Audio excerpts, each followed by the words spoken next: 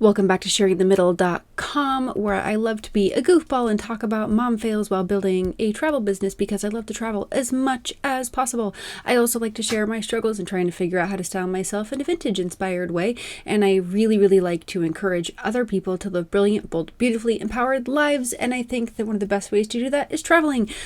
So in today's video, we're going to be sharing with you, it's just me here, I'm going to be sharing with you what it was like to go down and visit Universal Studios and Magic Kingdom at Walt Disney World during COVID and spring break, Easter Sunday, and just how it felt to be around all those crowds.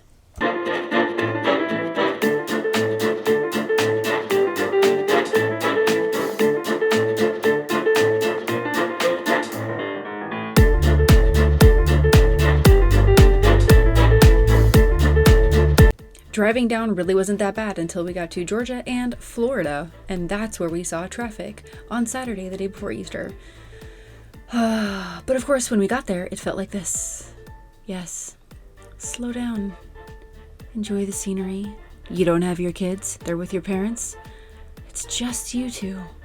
I would seriously recommend everybody do this. If you have families, take some time for just the two of you and go down and have fun at the parks. And what's funny, and look around like, where's all the people? Oh, there they are. Yep, there's all the people. Opened. There's all the people. Yes. Let me just check the date and the timestamp on this. April 5th, Monday, 2021, 7:27 in the morning. And let me tell you, we had already been standing in line for about 10 to 15 minutes. Yeah. So why were we standing in line at 7:27? Well, because, oh, look, all those people.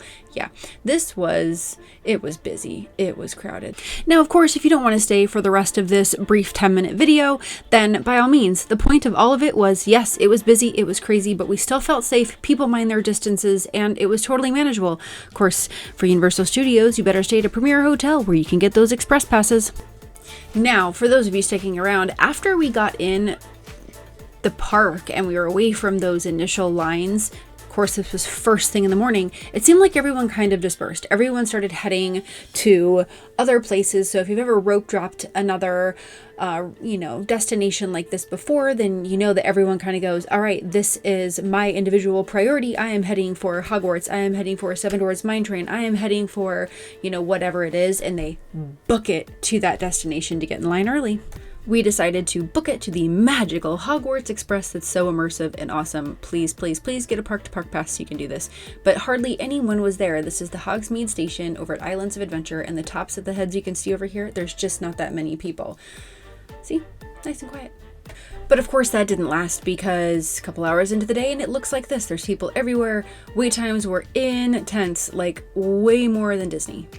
And because the Hogwarts Express has two different experiences, we didn't want to miss that later on in the afternoon when we came back to check it out. Hour-long wait. If you saw something for 45 minutes and it was 10, 11 o'clock, in the morning, that was totally normal. Otherwise, everything else was 55, 65. We saw stuff that said 120 and 140 minutes. Yep. So one of the ones in one of the Harry Potter sides. Yep. I think on the Universal side. Yeah, Gringotts. That one was 140 minutes. It was just, it was really crazy. There were throngs of people. It was kind of crazy. It was really busy, and we spent the first day of one of the busiest spring break weeks at Universal. So it was busy. Yeah. It was packed. If you don't get a virtual queue spot, a virtual line spot, then you have to check back at 11 and then 2 and then 4 and just hope that you can get through. And you do this through the app. And I checked at 11, nothing.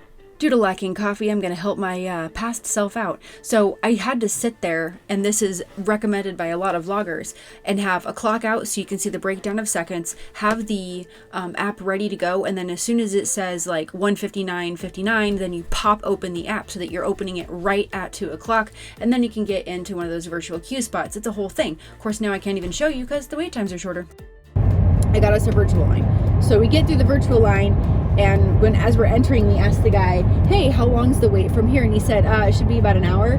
We were like, wow, okay, so even with the virtual line, it's about an hour, but okay, 60 minutes with the virtual, it's not terrible. 80. It was a solid 80. or 90. It was a long. And of course, right after this clip right here of the amazing Hogwarts Express, so glad we rode it both ways despite the hour and 15-minute wait. I was so optimistic that I'd get to experience more than 3 rides that day. Yeah. I think we're gonna get up and actually Continue the walk. go get on something, because all we've done so far is the Hogwarts Express, but it was really fun. No. We did Skull Mountain. We did Skull Mountain.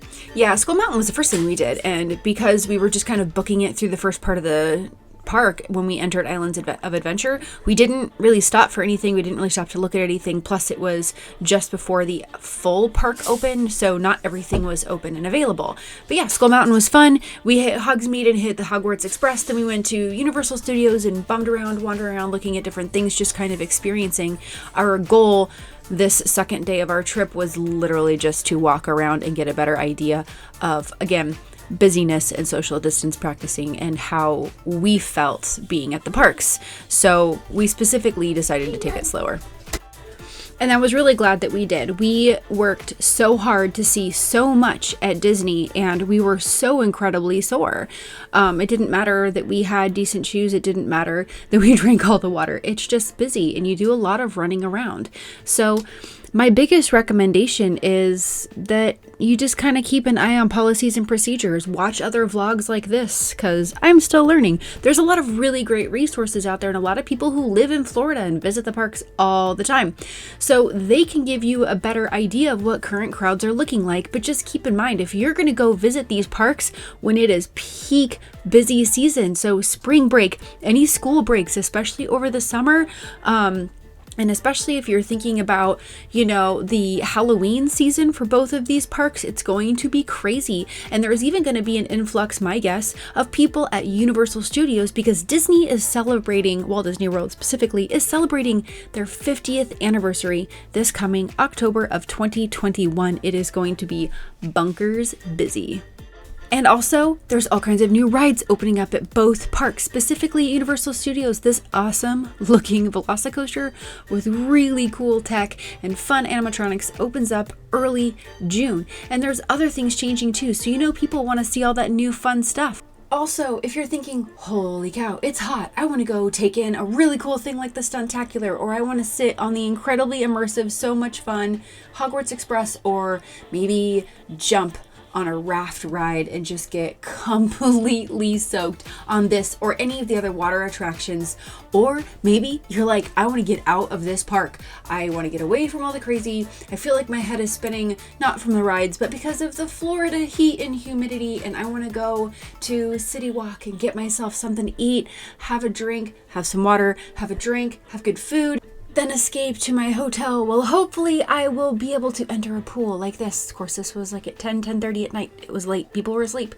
My point is that if you have this idea in your head and it's something about weather related, or maybe because you're super hungry and you haven't planned anything yet for lunch and it's that golden hour, it's like 1 o'clock in the afternoon, it's going to be busy. It's going to be crazy, especially if you're visiting a park at this peak kind of event. So just plan ahead. If it seems like it's too early because it's only 10 o'clock, guess what? It's not too early.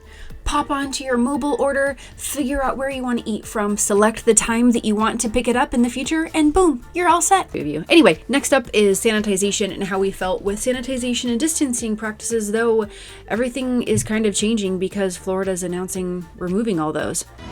Yeah. Because, I don't want to be mean, but I'm going to protect myself. My next step is going to be... No, you won't. Of course, at the time of filming this video, literally just found out today that the governor's like, we're going to lift all the restrictions. And you see all these park sites saying, whoa, wait, we're going to do our own assessment. Don't freak out, guys. We want to keep, first and foremost, our guests and our team members safe. So, yeah. Coming up next is all about the safety practices, but we'll see. Hey, it'll still give you a better idea than nothing when you want to make your next trip. And now, in the words of the amazing Optimus Prime, until we meet again. Thank you so much for tuning in to today's video. If you liked it, I'd seriously appreciate a thumbs up. If you have any constructive criticism, hit me up with a comment so I know how to fix this and make it better and more engaging and happy and fun and helpful. Okay? Cool. Also, subscribe, please. I'm new and I really want to help people have fun and travel and live the way they want to live. So cheers. Have a great day. Lots of love.